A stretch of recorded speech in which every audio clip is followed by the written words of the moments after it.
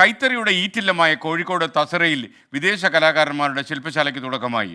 46 രാജ്യങ്ങളിൽ നിന്നായി 100-ലധികം പേരാണ് പങ്കെടുക്കുന്നത്.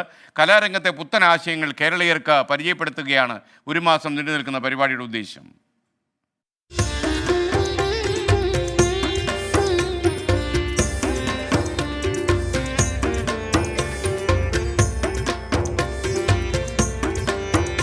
കൈത്തറി, ടെക്സ്റ്റൈൽ ആർട്ട്, ഫൈബർ ആർട്ട്, ശില്പികൾ, ചിത്രകാരന്മാർ, ഇങ്ങനെ കുറേയധികം കലാകാരന്മാരും കലാരൂപങ്ങളും ഒന്നിക്കുകയാണ് തസ്രയിൽ.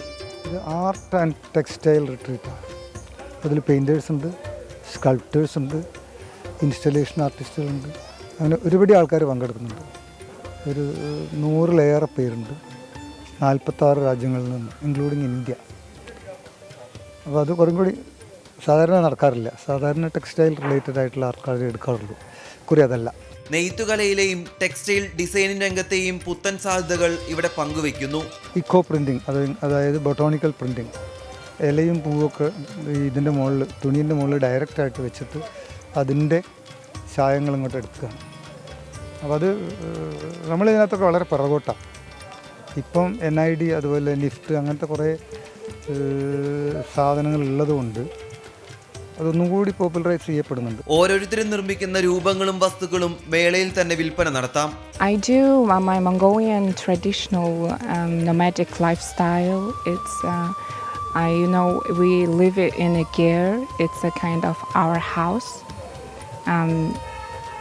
My main topic is about nomadic lifestyle, about gears or something, how we live in Mongolia. Architects, designers തുടങ്ങി വിദ്യാസമ്പന്നരായ യുവാക്കളെ ആകർഷിക്കുകയും സ്വയം തൊഴിൽ ഉറപ്പാക്കുകയുമാണ് ലക്ഷ്യം.